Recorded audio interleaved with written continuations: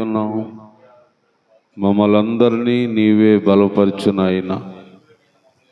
నీ మాటలు, నీ పాటలు, నీ వాక్యము మేము ఎల్లప్పుడూ వినటానికి ఇష్టపడుతున్నాం కనుక తండ్రి, మాతోనే మీరు మాట్లాడి మాలోనే నువ్వు నివసించి మమ్మల్నే నువ్వు బలపరిచి నీ ద్వారాగా మాకు మేలులు కలుగునట్లుగా కృప చూపండి, దయ చూపండి, దీవించండి. జీవము గల దేవుడు కాబట్టి జీవితాల్ని బాగు చేసే దేవుడు, మనసు మార్చి నూతనపరిచే దేవుడు నాయనా. నీ ద్వారాగా నీ వలన కలుగుతున్న మేలుకు మేమందరము సిద్ధపడి ఉన్నాం. మాకు సహాయం చేయండి, దీవించండి. వాక్యమైన దేవుడు, మాట్లాడే దేవుడు కదా. ఆత్మరూపములో మాట్లాడావు, అనేక జనాంగానికి వాక్యము నువ్వే ప్రకటించావు. అలాగా ఇన్న వారందరూ మార్పు చెందారు. అలాగా నాయన ఇన్న మాటలు బట్టి ఇంకా మా జీవితాలు నీ కొరకు సిద్ధపరచున్నట్లుగా మాకు కూడా మంచి ఆలోచన తలంపులు కలిగించి నీవే మాట్లాడి మహిమ పొందమని యేసు నామమున అడుగుచున్నాను తండ్రి, ఆమేన్. సతీష్ వాక్యం అందిస్తాడు. అందరూ జాగ్రత్తగా వినండి.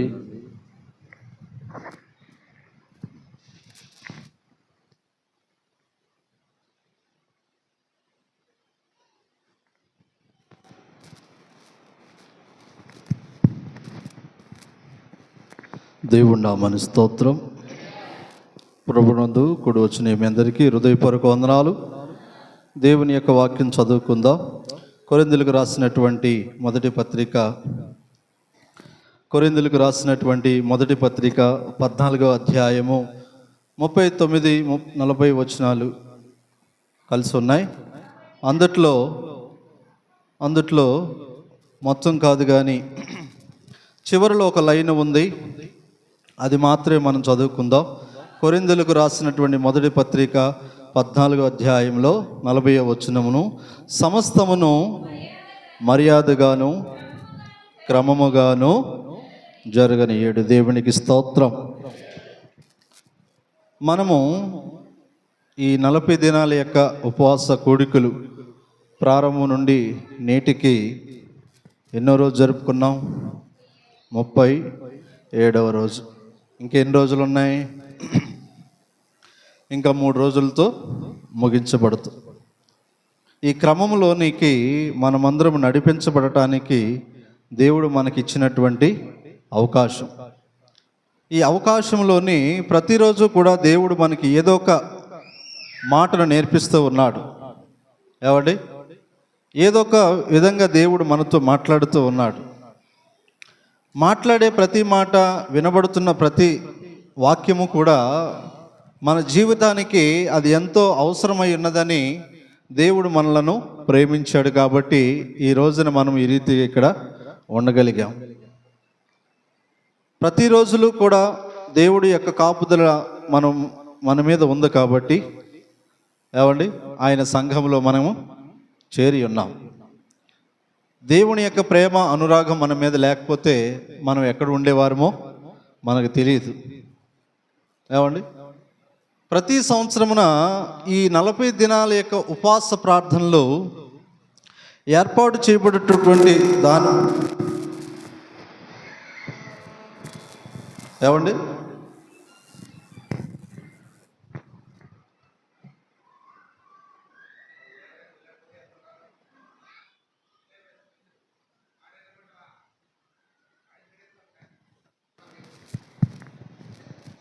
వినండి, చిన్న ప్రార్థన చేసుకుందాం, ఆ తర్వాత వాక్యంలోకి వెళదాం.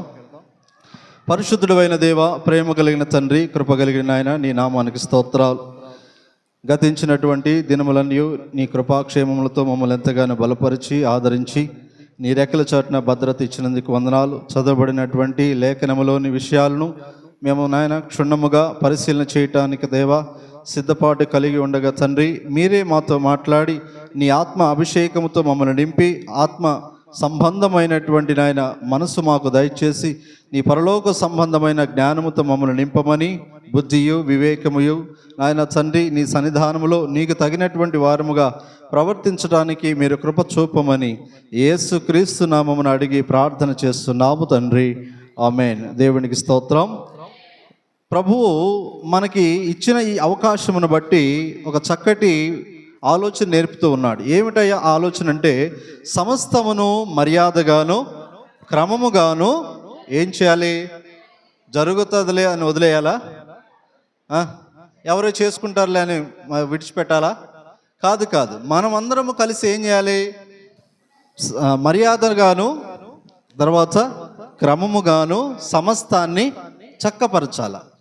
ఏమండి, ఒకవేళ ఏదైనా లోటుపాటు కనబడుతుందనుకో, లేకపోతే ఏదైనా అక్రమం గనక జరుగుతుంది, లేకపోతే ఏదైనా వరుస అనేది తప్పిపోతుంది, క్రమము మారిపోతూ ఉంది, ఏమండి ఏదైనా ఒక వ్యతిరేకత గనక అక్కడ ఏర్పడింది అన్నప్పుడు నువ్వేం చేయాలి, మర్యాదగాను దేవుడు క్రమముగాను జరగనించండి అని ఒక బాధ్యత మనకి ఇచ్చినప్పుడు మనము ఆ బాధ్యతను తీసుకుని ఏం చేయాలంటున్నాడు, ప్రతిదాన్ని కూడా చక్కపరచాలి.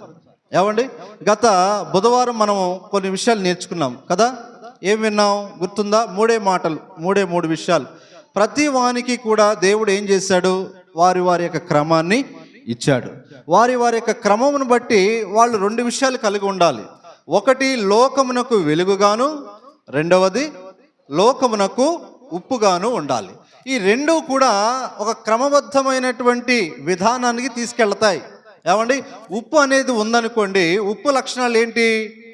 ఏమండి, ఉప్పు అనేది సహజంగా ఒకవేళ రుచి కొరకు వాడబడినా దాన్ని ఏమండి అపరిశుభ్రమైనటువంటి స్థలంలో దాన్ని వాడితే అది ఏమవుతుందని ఉద్దేశం, పరిశుభ్రత కలిగి ఉంటుందని ఉద్దేశం. ఏమండి, బైబిల్లో ఉప్పు గురించి చాలా సంగతులు రాయబడి ఉన్నాయి. మీరు గృహ కూడికల్లోకి వెళ్ళినప్పుడు ఏంటండి నివాసాన్ని, కొత్త ఇల్లుని ఓపెన్ చేసేటప్పుడు మీకు ఉప్పు కనబడుతుంటుంది. అవునా కదా? ఎందుకు వేస్తారు ఈ ఉప్పుని? ఏమండి, బైబిల్లో ధర్మశాస్త్ర గ్రంథంలో ఒక సంగతి రాయబడి ఉన్నది ఉప్పు గురించి. అయితే ప్రభువు మనల్ని ఎలా ఉండమంటున్నాడంటే, మీరు లోకానికి ఒక ఉప్పుగా ఉండాలి, లోకములకు ఒక వెలుగుగా ఉండాలి. మీకు ఇవ్వబడిన ఒక బాధ్యతను బట్టి మీరు ఏం చేయాలి, ప్రతి దానిని కూడా ఒకవేళ అక్రమముగా అక్కడ ఏదైనా జరుగుతుంది అనుకుంటే, క్రమము తెలిసినటువంటి నీవు, వరుసలో ఉన్నటువంటి నువ్వు ఆ అక్రమము జరుగుతున్న చోటికి వెళ్ళి ఏం చేయాలి? ఏమండి, ఏం చేయాలి చెప్పండి? క్రమాన్ని తెలిసిన నీవు నీ కళ్ళ ముందు అక్రమం జరుగుతుందని కనబడినప్పుడు, అది గుర్తించినప్పుడు నువ్వేం చేయాలి? నువ్వు కూడా అక్రమంలోకి పోవాలా?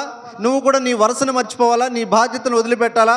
వాళ్ళందరూ అలాగ పోతూ ఉంటే నేను మాత్రం నీతిమంతులుగా ఉండి, నేను మాత్రం పరిశుద్ధతగా ఉండి ఏం సాధించేస్తాను, నేను కూడా నలుగురితో గుంపులో అనుకొని పోతా ఉండాలా?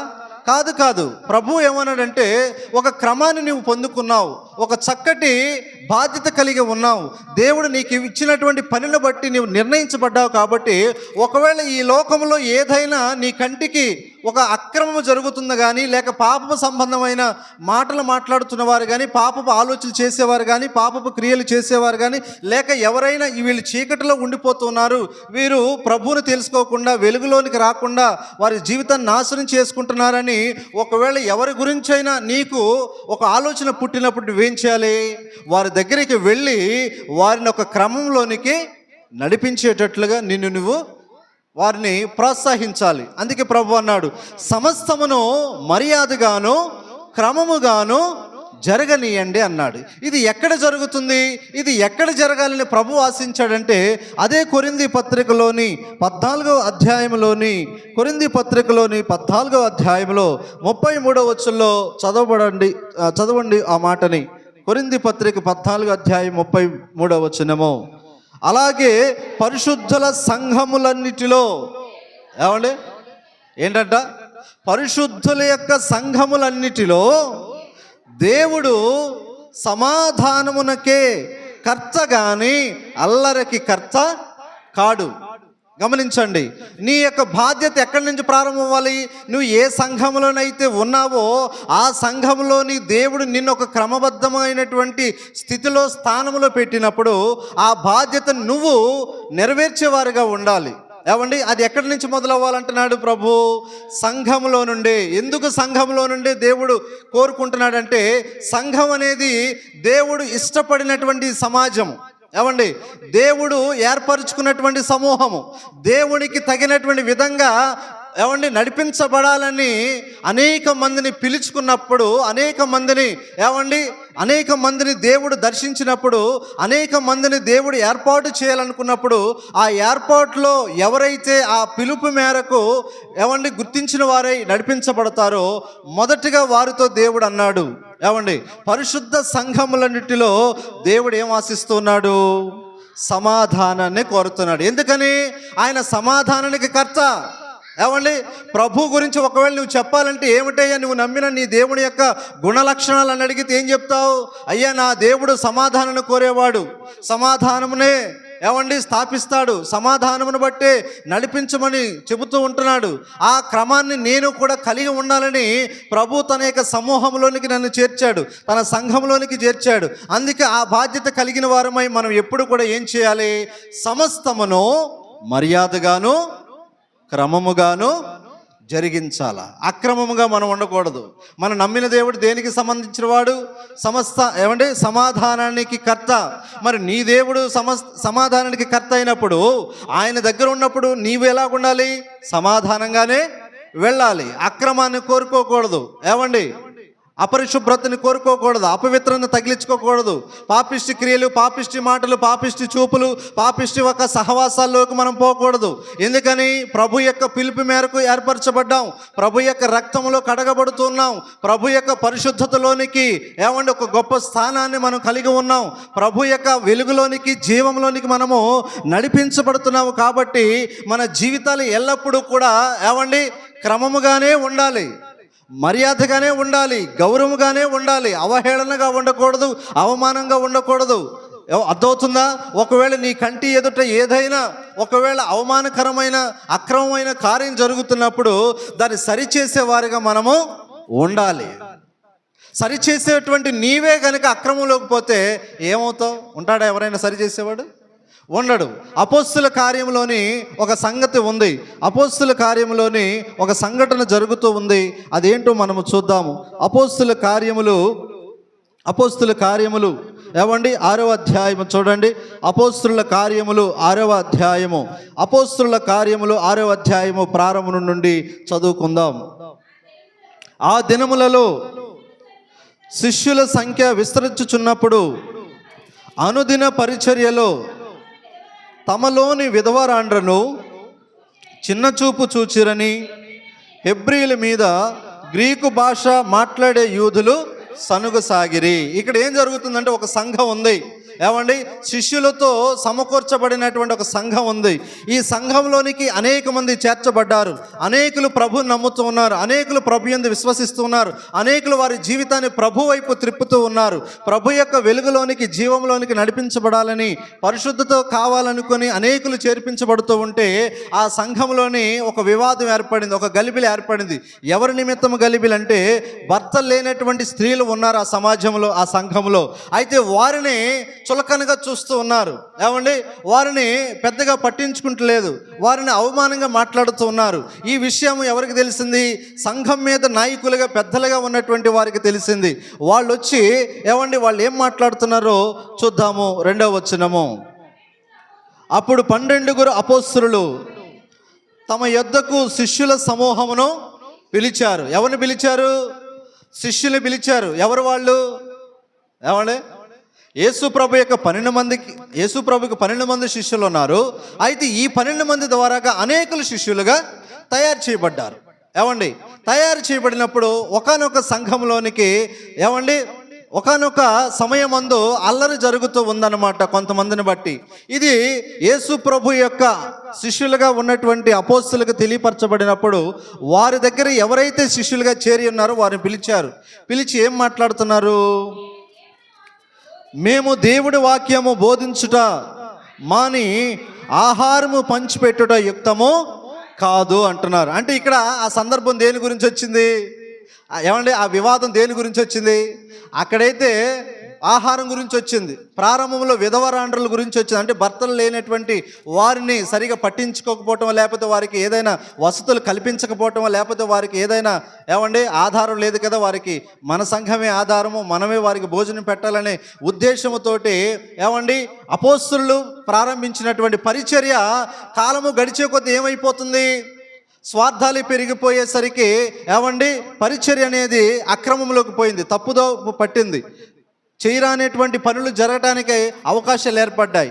ఈ విషయం తెలుసుకున్నటువంటి అపోస్తలులు అంటారు, అయ్యా మరి మేము క్రీస్తునొద్ద శిష్యత్వం చేసి ఉన్నాము, ఇప్పుడు పంపబడి ఉన్నాము, మీరు మా దగ్గర శిష్యులుగా చేశారు, మీకు ఒక బాధ్యత అప్పగించబడింది ఈ సమూహం మీద.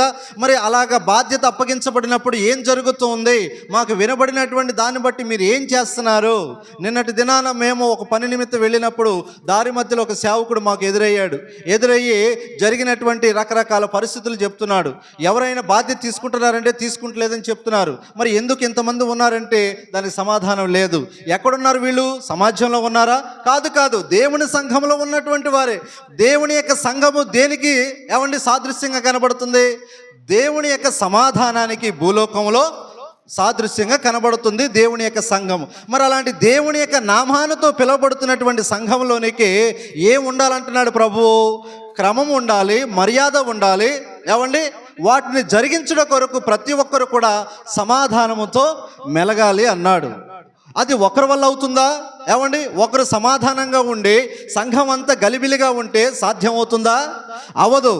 ఉన్నటువంటి వారందరూ కూడా ఎలాగుండాలి? అందరూ ఒకరితో ఒకరు సమాధానంగా ఉండాలి. అప్పుడే ప్రభువు చెప్పినటువంటి మర్యాదపూర్వకమైనటువంటి క్రమం అనేది స్థిరపరచబడుతుంది.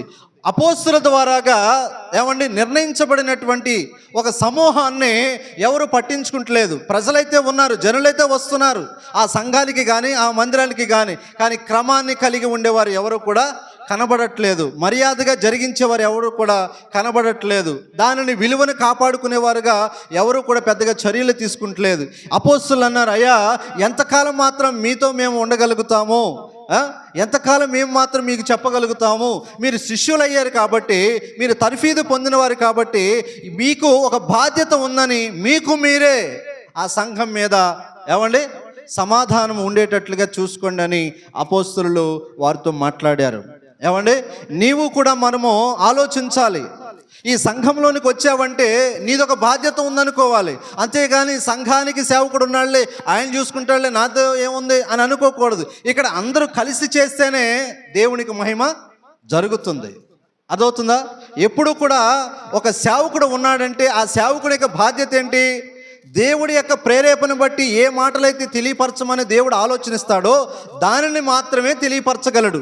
మరి మిగిలినటువంటి కార్యక్రమాలు ఎవరు చూసుకోవాలి? ఎవరు చూసుకోవాలి? సంఘమే చూసుకోవాలి. అదే అపోస్తలులు అంటారు. మరి సంఘము చూసుకోవాలంటే సంఘంలో ఏముండాలి? సమాధానం ఉండాలి. అదే కదా అన్నాడు.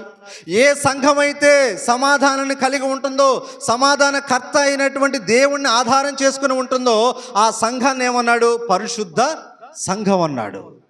గుంపులుగా ఉండే సంఘం కాదు పరిశుద్ధ సంఘం. ఈరోజు జనాలతో నిండిపోవాలనుకుంటున్నారు సంఘాలు.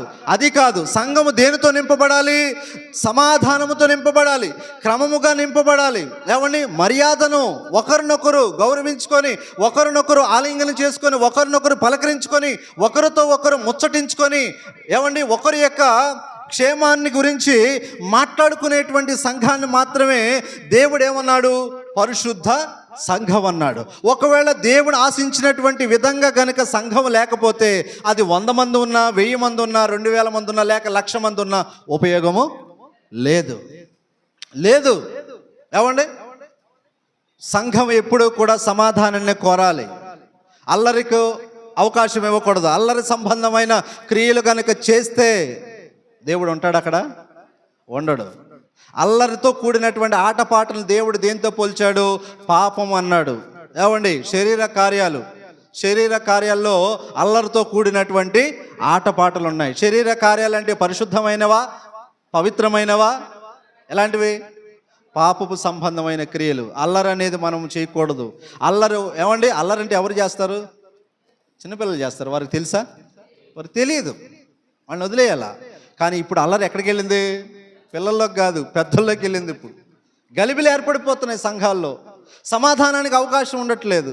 అవమానకరంగా ఇతరుల చేత మనము దూషించబడటానికి, ఇతరుల చేత వేలెత్తు చూపడానికి అన్యులు సైతము కూడా మీ క్రైస్తవులే సరిగా ఉండట్లేదు, ఇక మమ్మల్ని ఏం మార్చగలుగుతారు, మాకేం చెప్తారయ్యా అన్న పరిస్థితిలోనికి ఈనాడు క్రైస్తవ్యము వెళ్ళిపోతుంది. మరి దేవుడు ఇష్టపడుతున్నాడా? దేవుడు దేన్ని ఇష్టపడుతున్నాడు? ఏమండి, మత్తయి సువార్త 5వ అధ్యాయంలో అన్నాడు కదా, సమాధాన పరిచేవారు ధన్యులు. మరి సమాధాన పడేవారు ఏమండి? ఆలోచించాలి. మనము కూడా దేవుని యొక్క సంఘంలోకి వచ్చాం, ఎక్కడో మనం లేము. మనకు నచ్చినట్లుగా, మనకు నచ్చిన విధంగా ఆలోచించడానికి, మనకు నచ్చినటువంటి విధంగా మనం ప్రవర్తించడానికి మనకు నచ్చిన స్థలాల్లో లేము. మనం ఎవరి స్థలంలో ఉన్నాం? ఏమండి, ఎవరి స్థలంలో ఉన్నాం? దేవుని ఎదుట ఉన్నాం, దేవుని సన్నిధిలో ఉన్నాం. ఏమండి, దేవుని యొక్క కనుదృష్టి మన మీద ఉంది, దేవుని యొక్క మనస్సు మన మీద ఉంది, దేవుని యొక్క ప్రణాళిక మన మీద ఉంది. మరి ఇంతగా ఉందని తెలుసుకున్నప్పుడు, ఆయన ఎదుట నువ్వు నిలబడ్డావని తెలుసుకున్నప్పుడు నువ్వేం చేయాలి? ఏమండి, ఎవరికి తగినట్టుగా ఉండాలి? ఆయన దగ్గర ఉన్నామని తెలుసుకున్నప్పుడు ఆయనకు తగినట్టుగా ఉండాలి. ఒక ఎమ్మెల్యే దగ్గరికి వెళ్ళాం, ఒక ఎంపీ దగ్గరికి వెళ్ళాం, ఒక మినిస్టర్ దగ్గరికి వెళ్ళాం, లేకపోతే ఒక సీఎం దగ్గరికి వెళ్ళాం. వెళ్ళినప్పుడు వాళ్ళకి నచ్చినట్టుగా నువ్వు ఉంటావా? లేకపోతే నేను వేస్తేనే వాడు గెలిచాడని ఎలా పడితే అలాగ మాట్లాడతావా? చెప్పండి, మాట్లాడము. ఎందుకని? ఒకవేళ నువ్వు వేసిన ఓటుతో గెలిచినా కూడా ఆయన ఒక అధికార స్థానంలో ఉన్నాడు. ఏమండి, ఆయన ఒక హోదాలో ఉన్నాడు. నీకు ఏదైనా చేయాలంటే ఆయన ద్వారాగా మనం పొందుకోగలుగుతాం తప్ప, నాకు ఓటు హక్కు ఉందండి, నేను ఏదైనా ఈ రాష్ట్రంలో చేసేయగలనంటే అది కుదరదు. అర్థమవుతుందా? అలానే దేవుడికంటే ఒక అధికార హోదా ఉంది. ఏమండి, ఆ అధికార హోదా ఉన్నప్పుడు నీవు ఆయన ఎదుటికి వచ్చినప్పుడు నువ్వేం చేయాలి? ఆయనకి తగినటువంటి విధంగా మనం లోబడాలి. ఆయన ఏం కోరుతున్నాడు? సమాధానానికి నేను కర్తను కాబట్టి మీరు నా సంఘంలో ఎలాగుండాలి? సమాధానంగానే ఉండాలి. అదవుతుందా? సమాధానంగానే నీవు ఉండు, సమాధాన సంబంధమైన మాటలే మాట్లాడు, సమాధాన సంబంధమైన ఆలోచనలు చేయి, సమాధాన పూర్వకమైనటువంటి పలకరింపు కలిగి ఉండు. ఒకరి మీద ఒకరు నిందలతో ఉండకూడదు, ఒకరి మీద ఒకరు విభేదాలతో ఉండకూడదు. అవన్నీ సాతాను సంబంధమైన క్రియలు. అర్థమవుతుందా? మోషే నాయకుడు ఎలాగయ్యాడు? ఏమండి, మోషే నాయకుడు ఎలాగయ్యాడంటే, ఒకానొక చోటన గొర్రెలు మేపుతున్న సమయమందు ఏమండి పొద కాలిపోతూ ఉంది. ఏమిట్రా పొద కాలిపోతూ ఉంది, ఎవరు తగలబెట్టారు అని దాన్ని చూడటానికి వెళ్ళాడు మోషే వెళ్ళినప్పుడు అటుగా చూస్తే ఎవరు కనబడట్లేదు, కానీ పొద ఏమో కాలిపోతూ ఉంటే దగ్గరికి వెళ్ళి చూద్దాం అనుకునే సమయమందు ప్రభు అతనితో మాట్లాడుతున్నాడు, మోషే నువ్వు దగ్గరికి రావద్దు. ఒకవేళ దగ్గరికి రావాలనుకుంటే ఇది పరిశుద్ధ స్థలము కాబట్టి నీ కాళ్ళకున్న చెప్పులు నీవు విడిచిపెట్టాలి. విడిచిపెట్టాడా లేదా? ప్రక్కన పెట్టాడు. దేవుడు ఏదైతే వద్దన్నాడో దాన్ని ప్రక్కన పెట్టాడు. దేవుడు ఏదైతే చేయమన్నాడో దాన్ని చేశాడు. అందుకే ఆయన ఏమయ్యాడు? దేవుని ఇల్లంతటిలో నమ్మకమైన వాడని సాక్ష్యాన్ని పొందాడు. మనము దేవుని యొక్క సన్నిధికి వచ్చినప్పుడు ఆయనకు తగినట్లుగా ఉండాలి. ఆయన ఏం ఆశిస్తున్నాడు? సమస్తాన్ని క్రమముగా చేయండి, సమస్తాన్ని మర్యాదగా జరిగనివ్వండి. అలాగ జరిగించుట కొరకు ముందు మీరు క్రమంగా ఉండండి. అపోస్తులు మాట్లాడుతున్నారు, అయ్యా గలిబిలి వద్దు, సంఘంలో అవమానకరంగా వద్దు, దేవునికి అది అవమానం అవుతుంది. మనం దేవుని మహిమపరిచేవారుగా ఉండాలి. ఆయన మహిమను కోరేవాడు. ఎవరైతే ఆయన మహిమపరుస్తారో దేవుడు వారిని మహిమపరుస్తాడు అని దేవుని యొక్క వాక్యం మనము ఏమండి చాలాసార్లు విన్నాం. నన్ను మహిమపరిచేవారిని లేక నన్ను ఘనపరిచేవారిని నేను వారిని ఘనపరుస్తాను. మరి ఆ ఘనత కలిగే విధంగా ఉంటున్నాం మనం. ఏమండి ఆలోచించుకోండి, సరి చేసుకోవాలి. మనము కూడా అర్థమవుతుందా? నిండిపోవటం కాదు దేవాలయాలు. ఏమండి ఈ రోజున చాలా గొప్పగా చెప్పుకుంటున్నారు, నా సంఘం అంటే అండి 100 మంది వస్తారండి. ఎందుకు 100 మంది? ఏమండి క్రమము లేనప్పుడు 100 మంది ఉన్న ఉపయోగం ఏముంది? క్రమము కలిగిన వాడు ఒక్కడు ఉన్నా చాలు. మర్యాద పూర్వకంగా ప్రభు యొక్క సన్నిధిలో చక్కగా భక్తి కలిగిన వాడు 2-3 ఉన్నా చాలు అన్నాడు. కాబట్టి మనము దేవుని యొక్క దృష్టిలో ఉన్నామని గత బుధవారం నేర్చుకున్నామా లేదా? ఏమ్మా నేర్చుకున్నావా లేదా?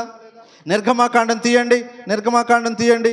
నేను గతంలో ఆ వాక్యం చెప్పాను కానీ రిఫరెన్స్ చెప్పలేదు. మీకు రిఫరెన్స్ చెప్తాను. నిర్గమాకాండం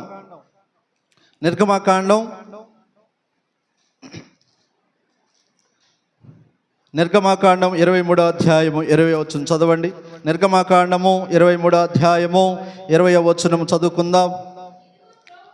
ఇదిగో త్రోవలో నిన్ను కాపాడి నేను సిద్ధపరిచిన చోటుకు నిన్ను రప్పించుటకు ఒక దూతను నీకు ముందుగా పంపుచున్నాను. ఇంకా ఆయన సన్నిధిని జాగ్రత్తగా ఉండాలి. ఎలా ఉండాలంట అమ్మా? ఎవరి సన్నిధిలో? దేవుని సన్నిధి అనేది మందిరము. ఈ మందిర ఆవరణానికి వచ్చినటువంటి మనం అందరం ఎలాగుండాలి? జాగ్రత్తగా ఉండాలి. ఇంకా ఆయన మాట మీరు వినవలెను. ఇంకా ఆయనకు కోపాన్ని పుట్టించే పనులు మనము చేయకూడదు. పుట్టిస్తున్నావా మనం? అలాగుందా మన ప్రవర్తన? దేవుని యొక్క సన్నిధికి వచ్చి దేవుని కోపాన్ని కలిగించి పనులు చేస్తున్నావా? దేవునికి వ్యతిరేకమైన మాటలు మాట్లాడుతున్నావా? దేవునికి అల్లరిగా కనబడేటువంటి విధంగా మనం ప్రవర్తిస్తున్నావా? అలాగ ఉంటే గనక ఆయనకి ఏమొస్తుందంట? కోపం వస్తుంది. ఎవరండి? ఎవరు కోపం వస్తుంది? దేవుని కోపం వస్తుంది. దేవుని కోపము మంచిదా? మంచిది కాదు. మరి మంచిది కాలేనప్పుడు ఏమైపోదాం? కోపానికి గురైపోదామా? కోపాన్ని చల్లార్చుదామా? కోపాన్ని చల్లార్చేవారుగా ఉండాలి. ప్రభు యొక్క సంఘం అంటే దీవించబడాలి, విస్తరించబడాలి, ఆశీర్వదించబడాలి. నలుగురు చూసి ఈ సంఘంలోకి వెళితే నేను కూడా ఆశీర్వదించబడతాననే ఉద్దేశంతో ఉండాలి. అలా ఉండాలంటే మనం ఏం చేయాలి? సమాధానకర్త అయినటువంటి దేవునికి తగినటువంటి విధంగా మనము క్రమముగా మర్యాదగా నడుచుకోవాలి. ఇంకా ఏమన్నాడు నిర్గమాకాండం? మీ అతిక్రమములను ఆయన పరిహరింపడు, నా నామము ఎవరికున్నది? నీ మీద దృష్టించినటువంటి ఆయనకి తండ్రి అయినటువంటి యెహోవా నామం ఉంది. ఇప్పుడు ఇంకొక వాక్యం చూపిస్తాను. మత్తయి సువార్త 17వ అధ్యాయము. మత్తయి సువార్త 17వ అధ్యాయము మొదటి వచనం నుండి చదవండి. మత్తయి సువార్త 17వ అధ్యాయము మొదటి వచనంలో 6 దినములైన తరువాత యేసు పేతురును యాకోబును అతని సహోదరుడైన యోహానును వెంటబెట్టుకొని ఎత్తైన ఒక కొండ మీదకి ఏకాంతముగా పోయి వారి ఎదుట రూపాంతరము పొందాడు. ఎవరు? యేసు ప్రభు వారంట 12 మంది శిష్యుల్లో 3 తీసుకున్నాడు. ఎవరు వాళ్ళు? యాకోబు, పేతురు, యోహాను. ఈ 3 తీసుకొని ఒక కొండ మీదకి వెళ్ళాడు. ఒక కొండ మీదకి వెళ్ళినప్పుడు ఆయనకి దేవుడి యొక్క మహిమ పొందేటువంటి సమయం వచ్చినప్పుడు ఆ మహిమలోని యేసు ప్రభు వారు ఉంటున్నప్పుడు ఈ దృశ్యాన్ని చూస్తూ ఉన్నారు ఈ పేతురు, యోహాను, యాకోబు అనేటువంటి 3 శిష్యులు. వాళ్ళు ఏం మాట్లాడుతున్నారో చూద్దాము. 3వ వచనం చదవండి. ఇదిగో మోషేయు ఏలియాయు వారికి కనబడి ఆయనతో మాట్లాడుచుండిరి. అప్పుడు పేతురు అంటాడు, ప్రభువా, మనం ఇక్కడ ఉండుట మంచిది. నీకిష్టమైతే ఇక్కడ నీకు 1, మోషేకు 1, ఏలియాకు 1, 3 పర్ణశాలలు కట్టుదనని యేసుతో చెప్పాను. ఎవరి సన్నిధిలో ఉన్నారు వీళ్ళు? యేసు ప్రభు యొక్క సన్నిధిలో ఉన్నారు. యేసు ప్రభు యొక్క సన్నిధిలో ఉన్నప్పుడు ఎలాగుండమని చెప్పాడు నిర్గమాకాండంలో? జాగ్రత్తగా ఉండాలి. ఆయన మాట మీరు వినాలి కానీ మీ మాట ఆయన వినకూడదు. అదవుతుందా? దేవుని మాట మనం వినాలి. మన మాట వినేటట్టుగా దేవుని మనం మార్చకూడదు. అది చాలా రాంగ్ అవుతుంది. అది అక్రమంలోకి పోతూ ఉంది. ఈ రోజున చాలామంది అదే ప్రయత్నాలు చేస్తూ ఉన్నారు. మా మాట వినాలి కానీ మీ మాట మేము ఎందుకు వింటాం అన్న ఉద్దేశాలతో ఉన్నారు. అది తప్పు. ప్రభు యొక్క సన్నిధిలో ఉన్నప్పుడు ఎవరి మాట వినాలని కోరుకోవాలి? దేవుని మాట వినేవారుగా మనము ఉండాలి. ఒకరితో ఒకరు మనం విభేదాలు కలిగించి ఉండేటువంటి పనులు ఎప్పటికీ చేయకూడదు. సమాధానాన్ని కలిగేటువంటి మాటలే ఉండాలి. సమాధానార్థమైనటువంటి క్రియలు మాత్రమే కలిగి ఉండాలి. ప్రవర్తన కూడా సమాధానకరంగా ఉండాలి, మర్యాదగా ఉండాలి, క్రమముగా ఉండాలి. ఇది పరిశుద్ధుల యొక్క సంఘానికి తగినటువంటి విధానము. మరి నీ సంఘము పరిశుద్ధమైన సంఘమని గుర్తిస్తున్నావా? లేకపోతే మనుషులు కట్టినటువంటి సంఘం అంటున్నావా? ఇది పరిశుద్ధుల సంఘం అని నేను నమ్ముతున్నానని వాళ్ళ చేతులు పైకెత్తండి. ఏమండి? దేవునికి స్తోత్రం. మరి పరిశుద్ధుల సంఘం అని నమ్మావు, చెయ్యి ఎత్తావు, ఒప్పుకున్నావా? మరి ఒప్పుకున్నప్పుడు నువ్వు ఎలాగ ఉండాలంట? పరిశుద్ధుల సంఘములన్నిటిలో సమాధానమునకే మనము చోటు ఇవ్వాలి. అల్లరి అనేది ఉండకూడదు. అల్లరి ఇది దేవుడు సహించడు. అదవుతుందా? అవమానకరంగా మనము చేయకూడదు. ఏది ఉండకూడదు మనలో, సమాధానమునే ఉండాలి. యేసు ప్రభువారు అంటూ ఉన్నాడు, ఏమండి, నా సన్నిధిలో ఉండినప్పుడు మీరేం చేయాలి? జాగ్రత్తగా ఉండాలి. కానీ పేతురు ఏమంటున్నాడు? ప్రభువా, ఆల్రెడీ దేవుడు చెప్పాడు, అయ్యా ఆయన సన్నిధిలో ఉన్నప్పుడు నా నామం ఆయనకి ఇచ్చాను కదా, కాబట్టి ఆయనకు ఒక గొప్ప అధికారం ఉంది. ఆయన దగ్గర ఉన్నప్పుడు మీరు ఏమీ మాట్లాడకూడదు, ఆయన చెప్పిన మాటే వినాలి. ఈ రోజున ఏమైపోతుంది? మాకు అధికారం ఉంది, మేము మాట్లాడగలుగుతాం అంటున్నారు. అందరూ మాట్లాడుతున్నారు. ఎక్కడికి వెళ్తున్నాయి? గలిబిలి ఏర్పడుతుంది. అందరూ మాట్లాడాల్సిన అవసరం కూడా లేదు. ఏమండి? ప్రభు అన్నాడు, సియోనులో మౌనముగా ఉండుట నీకు స్తుతి చెల్లించుటే. మాట్లాడే అధికారం ఉన్నా కూడా మాట్లాడకూడదు మనం. అర్థమవుతుందా? ప్రభు యొక్క సన్నిధికి వచ్చినప్పుడు మన మాట ఎలాగవ్వాలి? మౌనముగా ఉండి స్తుతి చెల్లించేవారుగా ఉండాలి. అర్థమవుతుందా? దేవునికి ఆనందము కలిగించేటువంటి వారుగా ఉండాలి. మన ద్వారాగా ప్రభువు చూసి ఘనత పొందేవాడుగా ఉండాలి. ఏమండి? అపోస్తుల యొక్క కాలంలోని గలిబిలు ఏర్పడినప్పుడు అపోస్తులు అంటారు, అయ్యా ఇది మర్యాద కాదు, ఇది క్రమము కాదు, జాగ్రత్త, ప్రభు దృష్టి మీ మీద ఉంది అని వారు హెచ్చరించాడు. ఇశ్రాయేల్ ప్రజలు కూడా అలాగే హెచ్చరించాడు. ఇప్పుడు అపోస్తులను కూడా ఏమని మాట్లాడుతున్నాడో మీరు ఏమండి 5వ వచనం చదువుతారా? 5వ వచనం 17:5 మత్తయి తీసారా?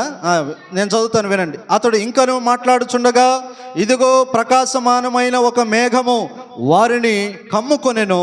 ఇదిగో ఈయన నా ప్రియ కుమారుడు, ఈయన యందు నేను ఆనందించుచున్నాను, ఈయన మాట వినాలి. ఇశ్రాయేలుకి చెప్పాడా దేవుడు? ఏం చెప్పాడు? నేను మీ ముందు ఒక దూతను ఉంచాను, ఆయనకి నా నామాన్ని ఇచ్చాను. ఆయన దృష్టిలో మీరు ఉండినప్పుడు, ఆయన సన్నిధిలో మీరు ఉండినప్పుడు ఏం చేయమన్నాడు? ఆయనకి కోపము పుట్టించే పనులు చేయకండి. ఆయన చెప్పిన మాటకే మీరు లోబడాలి. మరి లోబడుతున్నాము మనం? ఏమండి? నేటికి 37వ రోజు ఎన్నో వాక్యాలు విన్నారు, ఎంతోమంది జీవిత చరిత్రలు తెలుసుకున్నారు, ఎన్నో సందర్భాలు, సంఘటనలు ఏమండి దేవుని సేవకుల ద్వారా దేవుడు మనకు బయలుపరిచాడు. మరి బయలుపరచబడినటువంటి దానిలో నేను ఇదిగో ఈ మార్పు చేసుకున్నాను, ఇదిగో ఈ అక్రమమైన దాన్ని విడిచిపెట్టాను, ఇదిగో నేను ఈ క్రమంలోనికి వచ్చాను, ఇదిగో దేవుడు ఇది చెప్పినటువంటి విధంగా నన్ను నేను మార్చుకున్నాను అని గనుక మీలో ఒక్కరున్నా చాలు, వాళ్ళ ద్వారాగా దేవుడు ఏం చేస్తాడు? ఆనందిస్తాడు. దేవుడికి స్తోత్రం.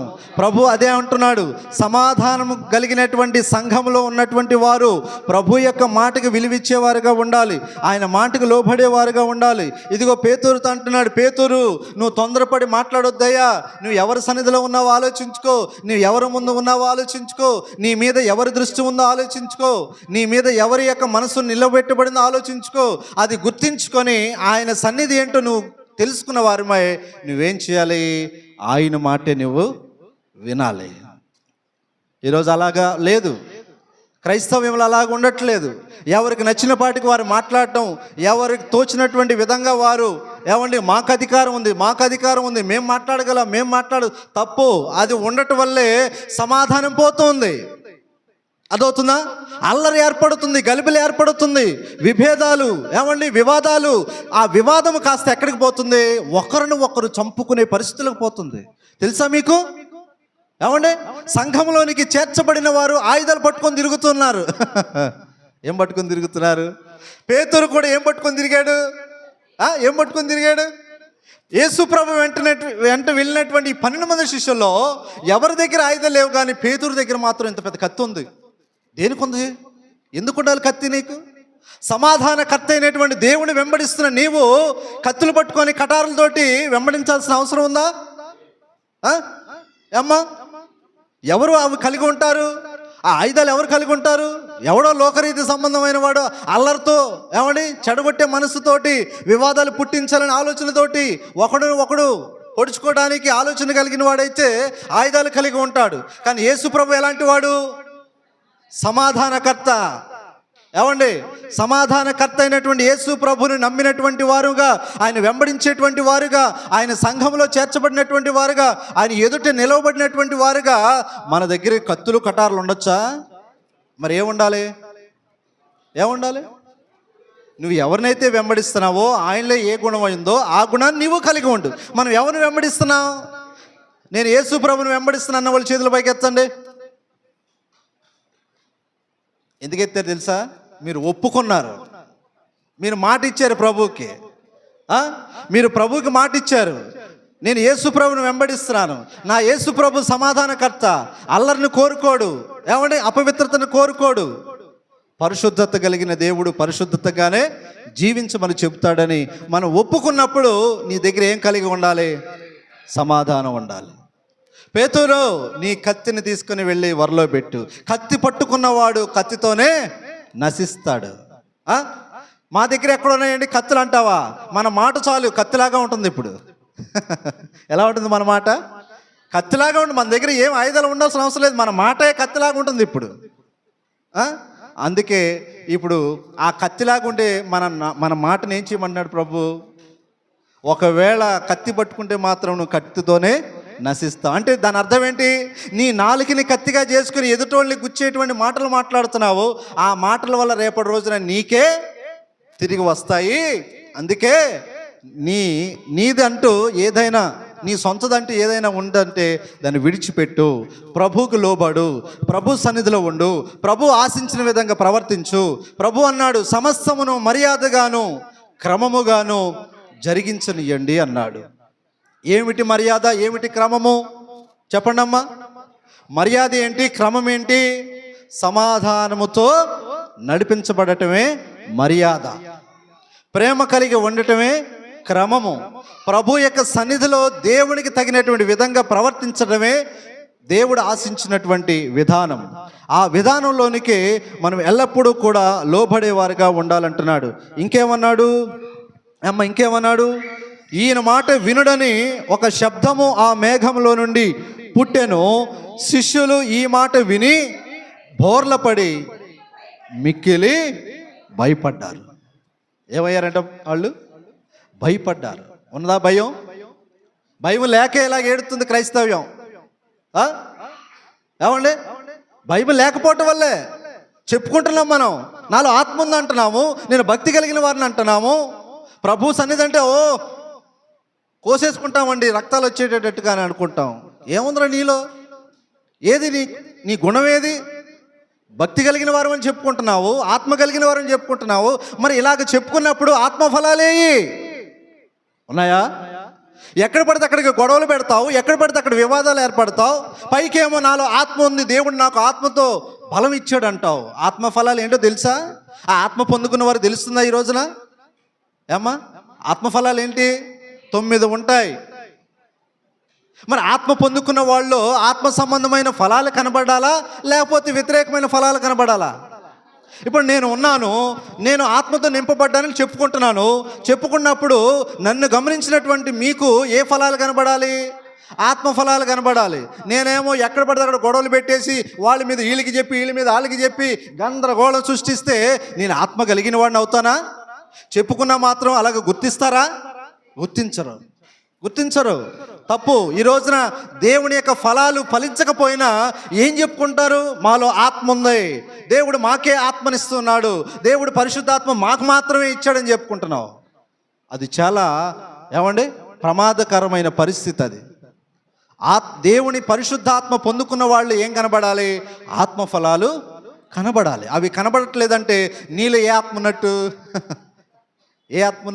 ఆత్మ ఫలాలు లేనటువంటి మానవుడు కలిగినటువంటి ఆత్మ అది పరిశుద్ధాత్మ కానే కాదు. మరి ఏ ఆత్మ?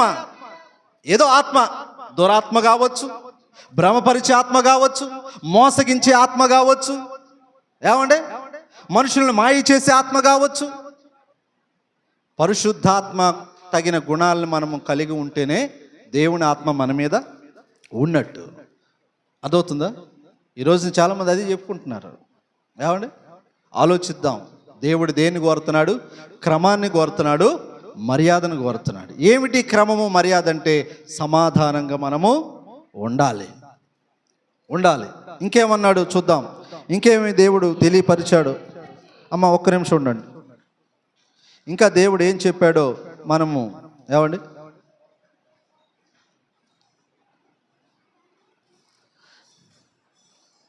ఇంకేమన్నాడు? మత్తయి సువార్తలోని దేవుడు మనకి ఒక చక్కటి మాట తెలియపరుస్తూ ఉన్నాడు.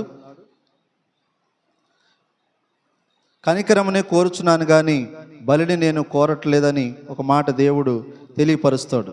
చూద్దాం. ఏమండి మూడు విషయాలు నేర్చుకొని ముగించేసుకుందాం. ఒకటి ఆల్రెడీ మీకు తెలియపరిచాను. ఏమండి మత్తయి సువార్త 9వ అధ్యాయము 13వ వచనంలో దేవుడు మాట్లాడుతూ ఉన్నాడు. మత్తయి సువార్త 9వ అధ్యాయము 13వ వచనం. అయితే నేను పాపులను పిలవవచ్చితిని గాని నీతిమంతులను పిలవరాలేదు, గనుక కనికరమనే కోరుచున్నాడు.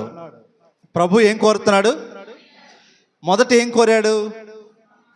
ప్రారంభం మాట, క్రమము మర్యాదగా జరగనివ్వండి అన్నాడు. ఏమిటి ఆ క్రమము, ఏమిటి ఆ మర్యాద అంటే సమాధానం కలిగి ఉండటమే ప్రభువు నేర్పినటువంటి క్రమము, నేర్పినటువంటి మర్యాద. రెండవ మాట ఏమన్నాడు? ఆ క్రమంలో, ఆ మర్యాదలో రెండవ మాట ఏంటి? కనికరం. రెండో మాట ఏంటి? కనికరాన్ని ప్రభువు కోరుచున్నాడు. పడుతున్నావా? కనికర పడుతున్నావా? లేకపోతే ద్వేషిస్తున్నావా, దూషిస్తున్నావా? ఏమండి ప్రభు ఏం కలిగి ఉండమన్నాడు? తన సంఘంలో ఏం కలిగి ఉండమన్నాడు? పరిశుద్ధుల సంఘం అయితే సమాధానం కలిగి ఉంటుంది. ఒకవేళ ఆ సమాధానం లేకపోతే అది పరిశుద్ధ సంఘం కానే కాదు. పరిశుద్ధత కలిగినటువంటిదే ఏమండి, లేక సమాధానం కలిగినటువంటిదే పరిశుద్ధ సంఘం. రెండవది ఏమిటి? కనికరముతో నింపబడాలి. రెండవది ఏంటి? కనికరం. ఇక మూడవది చెప్పు ముగిస్తాను. అదే మత్తయి సువార్త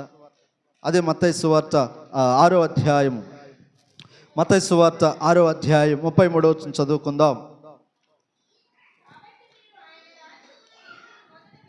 కాబట్టి మీరు ఆయన రాజ్యమును నీతిని మొదట వెదుకుడి. చాలమ్మా, చాలు. ఏం వెతకాలంట? ఆయన సంఘము ఉండవలసినటువంటి ముఖ్య లక్షణాలు దేవుడు నేర్పిస్తూ ఉన్నాడు. వధువైన సంఘముగా యేసు ప్రభు యొక్క రాకడలో ఎదుర్కోవలసినటువంటి సంఘానికి ఉండవలసినటువంటి విధి విధానాలు, పరలోక రాజ్యమునకు హక్కుదారులయ్యేటువంటి సంఘానికి ఉండవలసినటువంటి గుణాలు, ఏమండి ప్రభుతో శాశ్వత కాలము ఉండవలసినటువంటి సంఘానికి కలిగి ఉండవలసినటువంటి వ్యక్తిత్వము. ఏమంటున్నాడు? మూడో మాట ఏంటంట? ఆయన రాజ్యమును నీతిని మొదట వెదకాలి. వెతుకుతున్నావా? వెతుకుతుందా సంఘం ఈనాడు? ఏమండి మొన్న ఒక సేవకుడు ఒక పార్టీ పెట్టాడు. ఏమిటయ్యా అంటే క్రైస్తవుల పక్షాన ఏ అధికారులు లేడు. అవసరమా మనకు అధికారులు? ఏమండి అవసరం అంటారా? సౌలులాగా ఆలోచిస్తున్నాం మనం ఇంకా.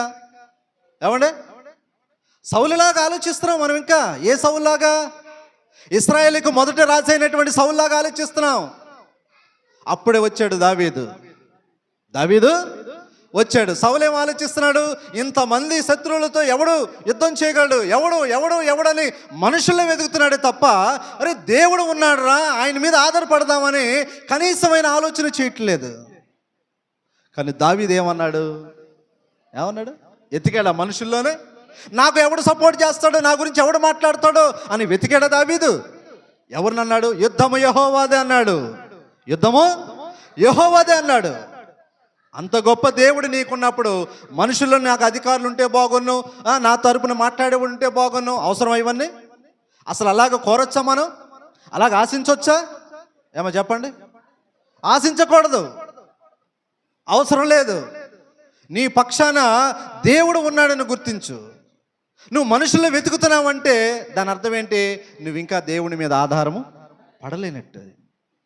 121వ కీర్తనలు అన్నాడు, కొండల తట్టు నా కన్నులు చూస్తున్నాను, నాకు సహాయం ఎక్కడ ఉండొచ్చును. ఏమండి, ఈ మాటలు కనబడతలేదా ప్రజలకి?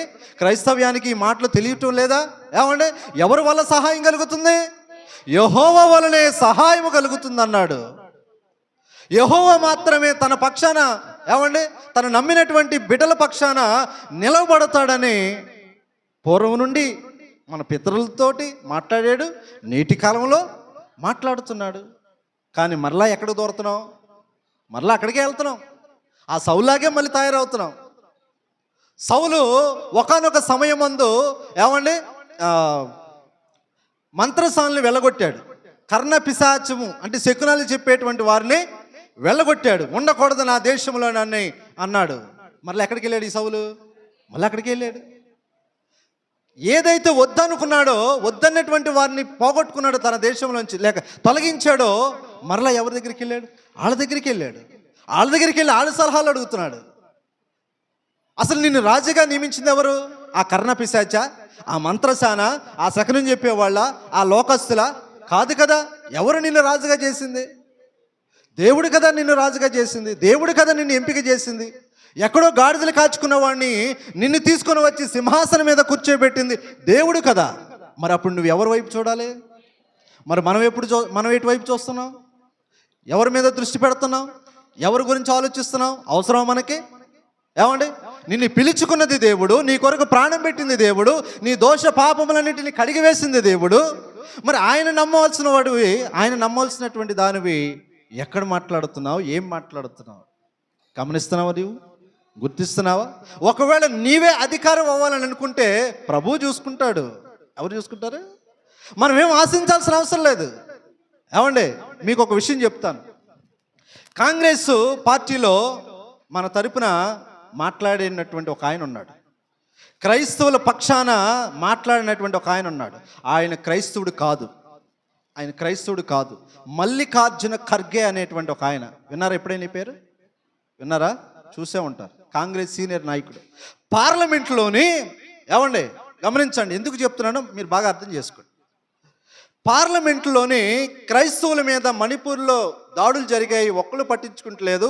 ఈ రోజున ఈ రాష్ట్రము, ఈ దేశము ఇంత చక్కగా ఉందంటే వాళ్ళు పెట్టినటువంటి స్కూళ్ళ వల్లే, వాళ్ళు చేసినటువంటి విద్యాలయాల వల్లే, వైద్యం వల్లే, వారు చేసిన పరిచర్యల వల్లే వారు ఎంతో ఈ దేశానికి మేలు చేశారయ్యా క్రైస్తవ్యులు, ఆనాటి సువార్థికులు అని ఒక అన్యుడు మాట్లాడాడు. అలాగే దేవుడు నిలబెట్టడా? నువ్వే వెళ్ళాలా రాజకీయంలోకి? నువ్వే మాట్లాడాలా క్రైస్తవుల గురించి? అవసరం లేదు. మన పక్షాన దేవుడు ఉండాలని మనం కనుక ఆశిస్తే ఆయనే ఒకరిని పంపిస్తాడు. అర్థవుతుందా? ఆయనే నీ పక్షాన మాట్లాడడానికి ఎవరినొకరిని పంపిస్తాడు. నువ్వేం ఊరిక కలవరపడాల్సిన అవసరం లేదు. ఎలాగ పడితే అలాగ ఆలోచించాల్సిన అవసరం లేదు. అర్థవుతుందా? మనం ఎవరి మీద ఆనుకోవాలి?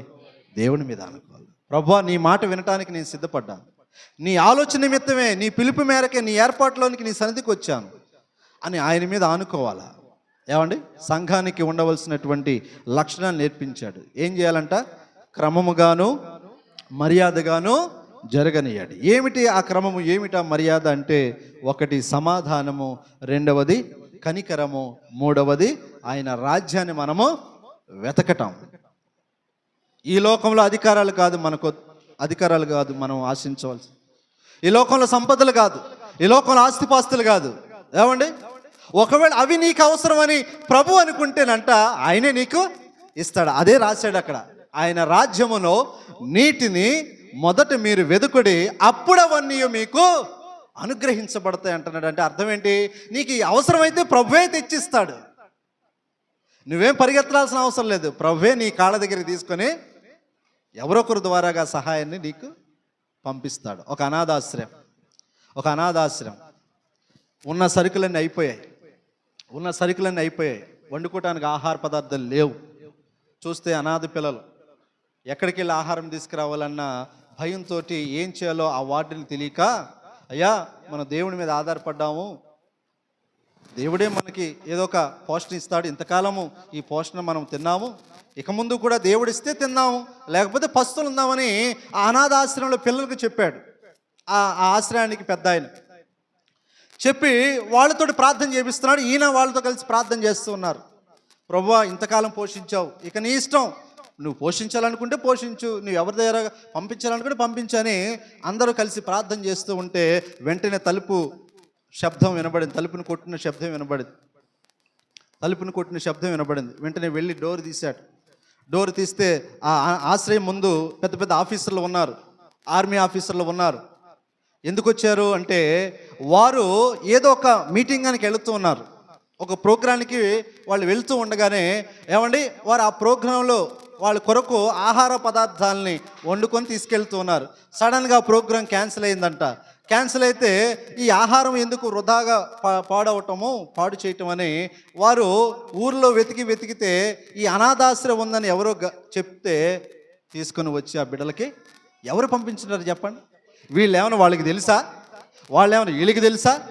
ఏమండి, అర్థమవుతుందని నేను చెప్పేది?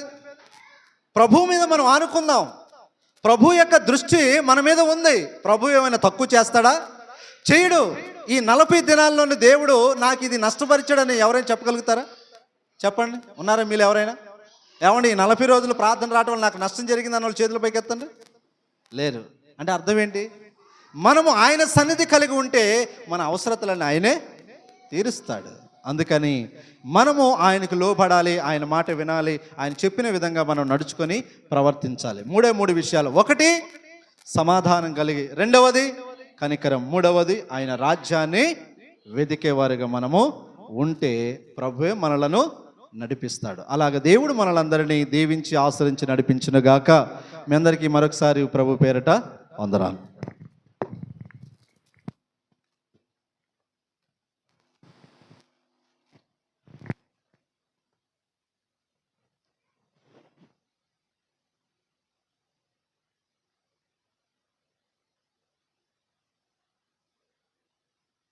దేవునికి స్తోత్రం.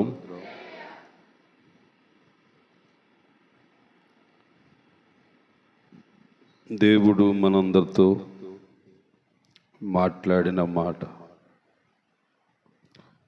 సంఘమైన, సమాజమైన, కుటుంబమైన, వ్యక్తిగత నీవైనా దేవుని కోరుకునేది ఒకటే. ఏమండి? సమాధానం దేవుడు కోరుకున్నాడు. సమాధానం పడితేనే దేవుని మాటలు వినగలుగుతాం, దేవుడు చెప్పింది చేయగలుగుతాం. సమాధానం పడలేనాడు లో కోపం ఉంటుంది. ఎప్పుడు సమాధానము లేనివాడిలో ఎక్కువ కోపం ఉంటుంది, ద్వేషం ఉంటుంది, అసూయ ఉంటుంది. వీడు సమాధానంగా ఉండలేడు. వాడు ఉండలేడు, వాడు కుటుంబంలో కూడా ఉండలేడు, వాడు సంఘంలో ఉండలేడు, వాడు సమాజంలో కూడా ఉండలేడు. అలాంటి వాడు ఏం చేస్తాడంటే అల్లరే రేపుతాడు. అల్లరికి దేవుడికి ఇష్టమా? కాదు. అందుకని నువ్వు సంఘములో ఉన్నా కానీ, నీ గృహంలో ఉన్నా కానీ, నీ వ్యక్తిగతంగా నువ్వు జీవిస్తున్నా కానీ నువ్వు కలిగి ఉండాలి. దేవుడు కోరుకునేది ఏంటిది? సమాధానం. మోసే గారు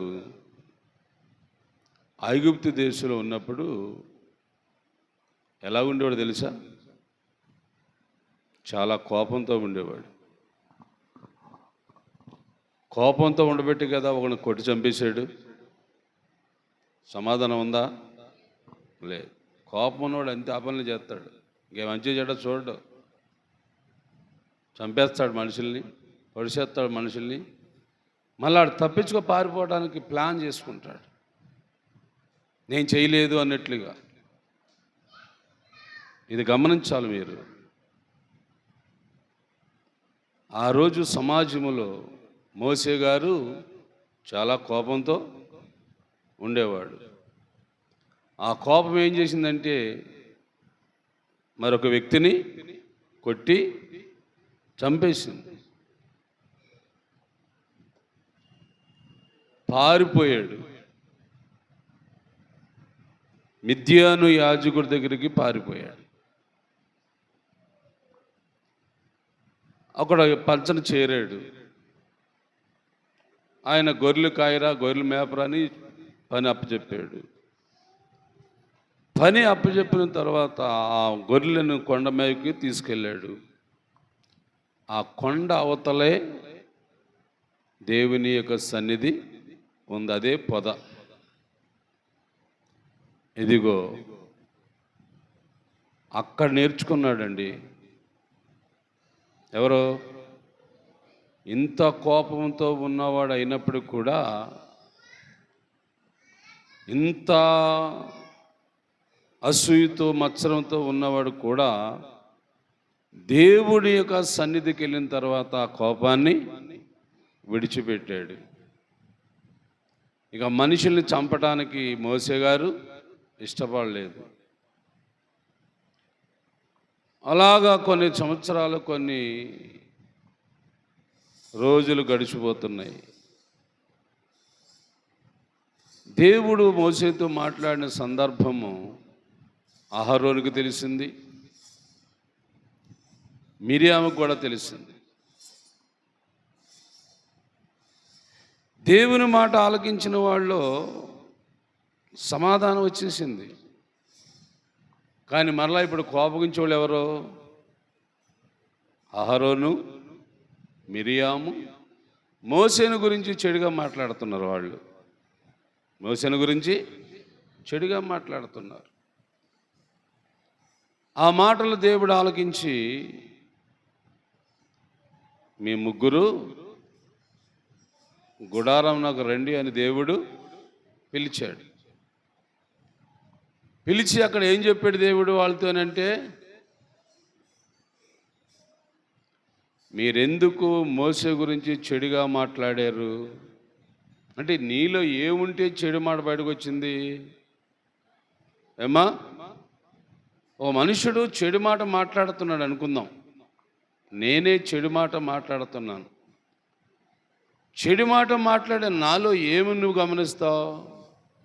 ఈయన చాలా కోపడైనా, ఎవరు వీళ్ళు ఎప్పుడు కోపం ఉంటుందా, అందుకని ఆ మాటల్లో మాట్లాడతాడు అనుకుంటా ఎదుటివాడు. కానీ మోసే ఐగుప్తులో ఉన్నప్పుడు అయితే కోపగొట్టాడే, కోపంతో ఉన్నవాడే. కానీ దేవుని మాట విన్న తర్వాత ఆ కోపం ఏమైంది? తొలగిపోయింది.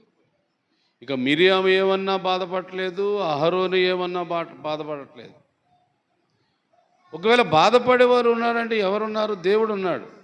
ఆ దేవుడు ఈ ముగ్గురిని పిలిచాడు గుడారమునకు.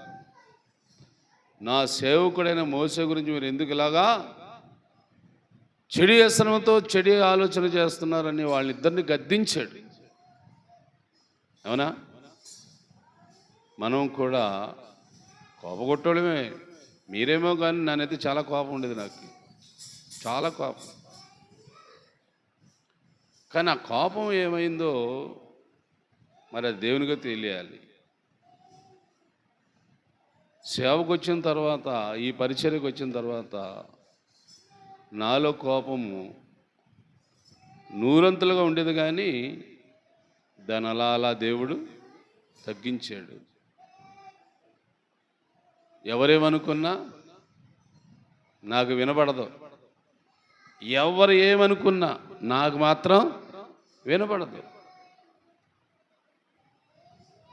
అలా ఉండబట్టే ఈ సంఘము ఇన్ని సంవత్సరాలు, ఏమండి మీరే చూస్తున్నారు, అల్లరగా ఉందా సమాధానంగా ఉందంటే ఏం చెప్తారు? ఉందంటారా? చూసారా? అదే కోరుకుంటున్నాడు దేవుడు. ఐగుప్తులో ఉన్నప్పుడు కోపం కొట్టాడే, కానీ పొదలో దేవుని మాట విన్న తర్వాత మోసేకు ఏమొచ్చేసింది? సాత్వికమైన మనసు వచ్చేసింది. సాత్వికమైన మనసు. అలాంటి మనసు దేవుడికి కావాలని కోరుకున్నాడు. కాబట్టి మిత్రులారా, వదిలేయండి, ఎలా ఉంటారో ఉండేయండి. ఏమండి, నీ ఎదుట ఉన్న ప్రజలు ఎలా ఉంటారో ఉండేయండి. అంతే కదా బైబిల్ చెప్పాడు. ప్రకటన గ్రంథంలో దేవుడు ఏం చెప్పాడు? ఇంకా దుర్మార్గుడు, వదిలేయండి. మరి పరిశుద్ధుడు, పరిశుద్ధంగా ఉండండి. వాళ్ళతో మనకి, వీళ్ళతో మనకి, నీతో నాకు, వాళ్ళతో కాదు, దేవునితో నీకు ఒక సంబంధము ఉంది. అది నీ ఇష్టం. ఎలా ఉంటావు అది నీ ఇష్టం. ఇక దేవుడైతే చెబుతున్నాడు, అన్నీ సంఘములన్నిట్లో చెబుతున్నాడు, సమాజం అంతట్లో చెబుతున్నాడు. ఏమండి, అలాగే వ్యక్తిగత కుటుంబాల్లో కూడా ఇదే చెబుతున్నాడు. నీకు నువ్వు కూడా సమాధానం ఉండు అంటున్నాడు దేవుడు. సమాధాన కర్త కదా దేవుడు. ఎవరమ్మా? సమాధానికి కర్త అంటే ఏంటి అర్థం? ఇప్పుడు భర్త ఎలాంటి వాడో, అంటే భర్త ఎలాంటి వాడు అంటే ఏం చెప్తారు? బరాయించేవాడు, అవునా? కుటుంబానికి ఏమేమి కావాలో అన్నిటినీ సిద్ధపరిచేవాడు అంటాం కదా మనం సమాజపరంగా, అవునా కదా? అలాగా సమాధానకర్తే దేవుడు నీకు అన్ని సౌకర్యాలతో నిన్ను కాపాడుతున్నాడు. కాబట్టి ఆయన కోరుకునే దాన్ని నువ్వు కలిగి ఉండాల, అంతే. దేవుడు కోరుకునేదే మనం కలిగి ఉండాల. సమాధానకర్త, సమాధానపరిచేది దేవుడు, సమాధానంగా ఉండేది మనం అనుకుందాం. అంతేనా? దేవుడైతే సమాధానపరిచేవాడు అనుకోండి, మరి మనం సమాధాన పడేవారు. ఆయన సమాధానపరిచేవాడు, మనం సమాధానం కలిగి ఉండేవారు. అప్పుడు నువ్వు దేవుడు ఒకటే, అవునా? దేవుడు నువ్వు ఒకటే. అప్పుడు దేవుడు ఎలాగైతే పరలోకం నుండి నీకు పంపిస్తున్నాడు, అలాగే నీ ద్వారాగా అనేకులకి నీ సమాధానం వెళ్తూ ఉంటుంది.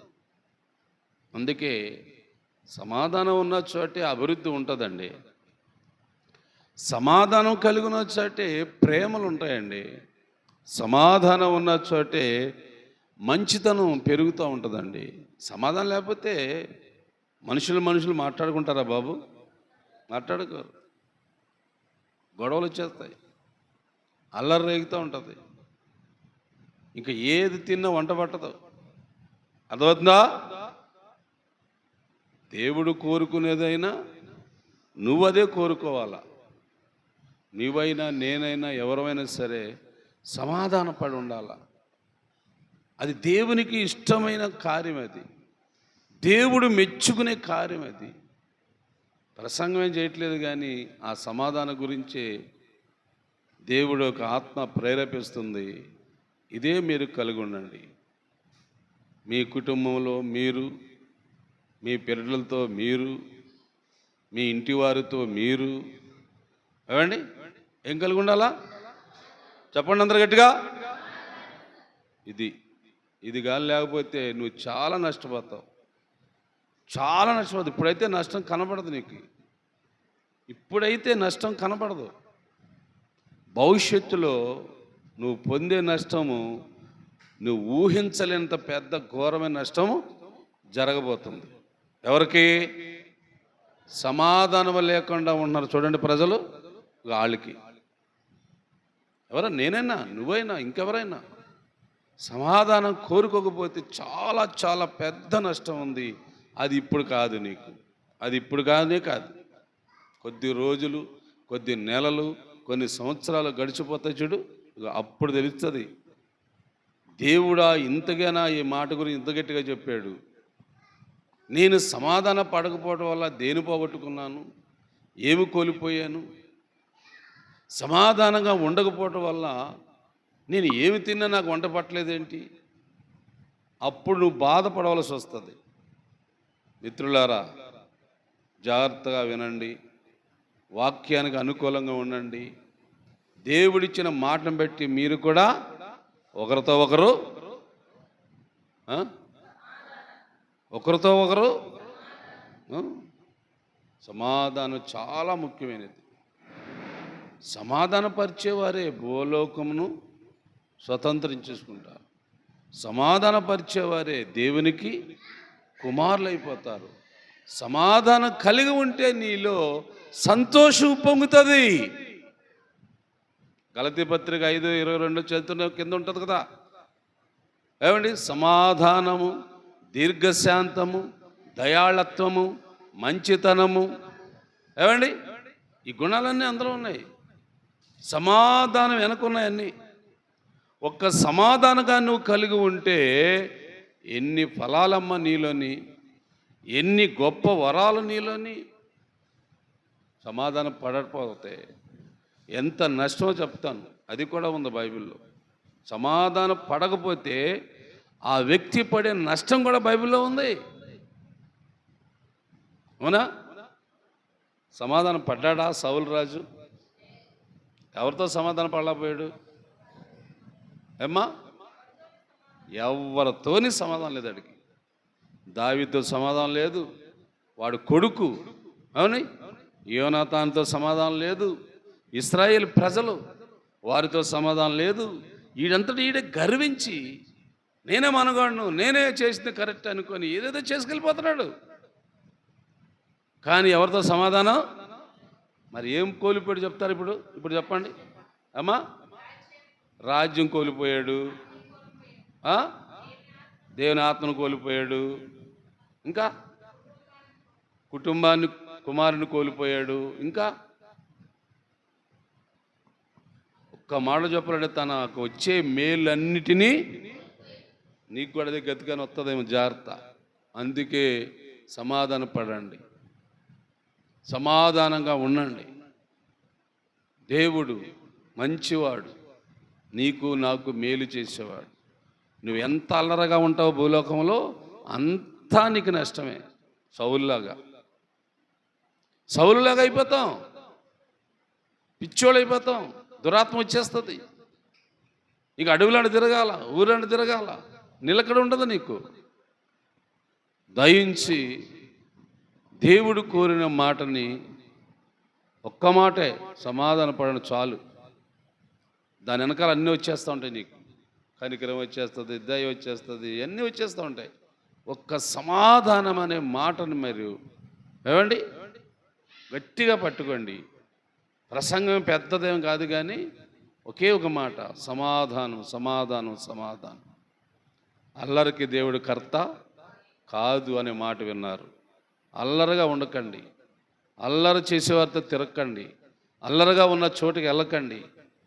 సమాధానం కలిగిన దేవునితోనే, అలాంటి సంఘములోనే నిలబడదాం, బలపడదాం. ఆ సంఘము దేవునికి మహిమకరముగా ఏమండి ఉంటుంది. కాబట్టి మందరము కలిసి దేవుని మహిమపరిచే బిడ్డలుగా, దేవునికి సంతోషం కలిసే బిడ్డలుగా మనం అందరం ఉందుముగాక. ప్రార్థన చేసుకుందాం. ప్రార్థన. పరిశుద్ధాత్ముడా, సర్వశక్తిమంతుడా, సజీవుడా, యేసు ప్రభువా, ఆత్మస్వరూపి, గొప్ప సంగతులు, గొప్ప మాటలు మాకు మీరే వినిపించరు కాబట్టి నాయన, సమాధానం, సాత్వికం, మంచి మనసు దేవా, సమాధాన పరిస్తేనే భూలోకమును స్వతంత్రించుకుంటాం. సమాధాన పడితేనే దేవునికి కుమారులు అవుతామని లేఖనాల ద్వారాగా మాతో మాట్లాడావు, మాకు తెలియపరచు గనుక మరి రాత్రి నా వాక్యాన్ని బట్టి వీళ్ళ జాగ్రత్త పడటానికి కృపద ఇచ్చే. గడిచిపోయిన దినాలలో జీవిత చరిత్రలు, భక్తుల యొక్క జీవిత విధానాలు, ప్రవక్తలు, యాజకులు, విశ్వాసులు, దేవుని చేత పిలువబడిన వారు, దేవుని చేత ఏర్పాటు చేయబడిన వారు, దేవా నువ్వు ఏమేం చేసావు అన్న సంగతులన్నీ మేము వినుకుంటూ వచ్చావు నాయన. ఇంకా రేపు ఒక రోజు ఉందో నాయన. ఈ 40 దినాల ప్రయాణంలో ఉపవాస కూడికలు, రేపు సాయంకాలంతో అయిపోతుంది. శుక్రవారం మధ్యాహ్నము శిల్వ ధ్యానము నాయన. దేవా, ఈ కార్యాలన్నీ జరుగుటకు నీ ఆత్మ సహాయం నీవే ఈ స్థలములో ఉండి నీ సమాధానకరమైన మందిరములో నువ్వు ఉన్నావని మాకు గుర్తు వచ్చింది, గ్రహింపు వచ్చింది. నిజమే, కళ్ళు కనబడుతుంది, అల్లర లేదు, శాంతి సమాధానములు దేవుడు నింపాడు ఈ మందిరంలోని. మా కళ్ళు కనబడుతుంది నాయన. ఇంకా ఈ సమాధానకరమైన వార్తలు, సమాధానకరమైన మాటలు, సమాధానకరమైన సంగతులు ఇంకా ఇంకా ఇంకా మేము నేర్చుకోవటానికి నీవే మాకు బయలుపరిచి మా అందరినీ కూడా దీవించి ఆశీర్వదించమని యేసు నామమున అడుగుచున్నాను తండ్రి. పరలోకమందున్న మా తండ్రి, రాజ్యమొచ్చుగాక, నీ చిత్తము పరలోకమందు నెరవేర్చున్నట్లు భూమి మీద నెరవేరునుగా. అనుదిన ఆహారం నేడు మాకు దయచేయము, క్షమించము, శోధన లేక కిండు తప్పించు. రాజ్యము, శక్తి, మహిమ నిరంతరమే నావు తండ్రి. తండ్రి, కుమార, పరిశుద్ధాత్మ దేవుడు తనకిష్టం వచ్చినట్లుగా తనకు నచ్చినట్లుగా మనందరినీ నడిపించి దేవుడి మహిమ పొందునుగాక.